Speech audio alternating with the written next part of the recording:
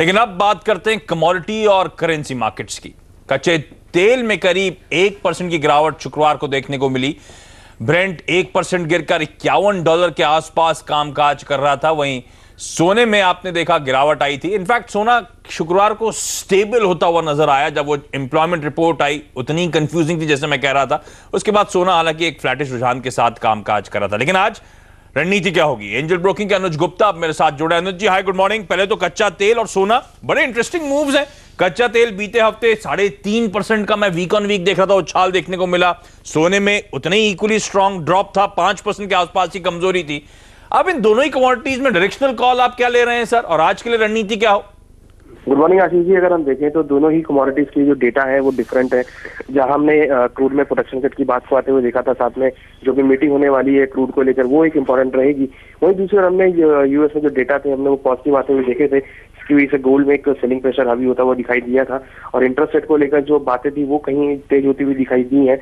मुझे लगता है कि दोनों ही कमोडिटी का डेटा डिफरेंट आए हैं, जिसकी वजह से हमने दोनों में ही डिफरेंट डायरेक्शनल ट्रेड आते हुए देखा है। मुझे लगता है कि अभी भी अगर हम short term point of view से बात करें तो क्रूड के अंदर तेजी का माहौल बन सकता है। हालांकि $52 के ऊपर अगर भाव चलते हैं तो $55 तक के लेवल देखने को मिल सकते हैं। और मुझे लगता है कि वीकली बेसिस पर और डेली बेसिस पर क्रूड के अंदर बाइंग करना चाहिए।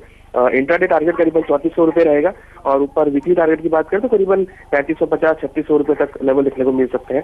और अगर गोल्ड की बात करें तो हमें लगता है कि नीचे करीबन $1220 तक के लेवल और M6 में करीबन 29,000 तक के लेवल वीकली बेसिस पर देखने को मिल सकते हैं। ओके, तो सोने को आपको बेच के चलना चाहिए। US employment report on the face of it कमजोर जरूर है, लेकिन नीरज भी जैसे हाईलाइट कर रहे थे इंटरनल्स उस रिपोर्ट के बेहद स्ट्रांग है। तो अभी भी वो डर बना हुआ है कि शायद दिसंबर में फेड ब्याज दरें बढ़ाएगा और वही सोने पे मूड बिगाड़ने का काम कर रहा है। तो आज भी प्रेशर के साथ ही शायद आपको कामकाज होता हुआ नजर आए। 29,400 के टारगेट्स के लिए अप्रोच करें। कच्चे तेल में हमने देखा लगातार मोमेंटम आता हुआ। इनफैक्ट मैं पढ़ रहा था कि ओपेक ऑफिशियल्स और रशियन ऑफिशियल्स के बीच में इनफॉर्मल बातचीत शुरू हुई है। कल शुरू हुई थी 9 तारीख को और मेरे ख्याल से 12-13 तारीख तक वो बातचीत कंटिन्यू होने वाली है। तो अब वो लगातार जो अटकलें, खबरें, सिचुएशन जो बिल्डअप हो रही है कि शायद प्रोडक्शन फ्रीज के लिए सहमति वाकई 30 को जब होगा तो बनती हुई नजर आएगी या कोई बड़ा कदम ओपेक उठाएगा प्राइस स्टेबिलिटी को लेकर, वो लगातार मोमेंटम बनाया हुआ। तो सेंटिमेंट्स उसके फेवर में है, इसलिए 3400 तक के टारगेट्स के लिए आप यहां पे अप्रोच करें। अच्छा, क्विकली बताएं सर अनुज जी, रुपए पे कोई कॉल होगा इस समय? क्या रणनीति बना के चलूं सर? और देखिए रुपीज में भी देखा है हमने कि इंडियन रुपीज एप्रिशिएट होता हुआ दिखाई दिया है। और अगर वीक ऑफ इन बेसिस पर देखें तो इंडियन रुपीज में एप्रिशिएशन देखने को मिला है।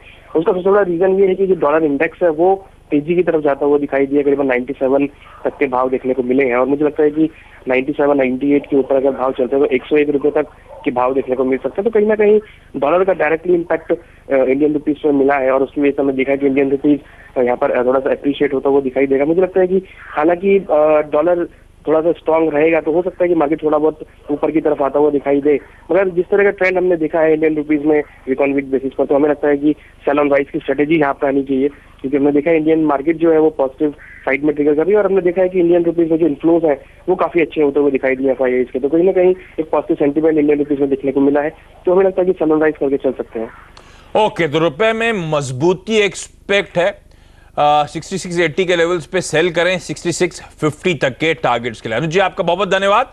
तो क्विकली बता दूं, सोने को बेच के चलने की रणनीति, कच्चे तेल को खरीद के चलने की, और रुपया आज के लिए बेच के चलना चाहिए। यहां पे एक छोटा सा ब्रेक के बाद एक क्विक मार्केट चेक लेंगे।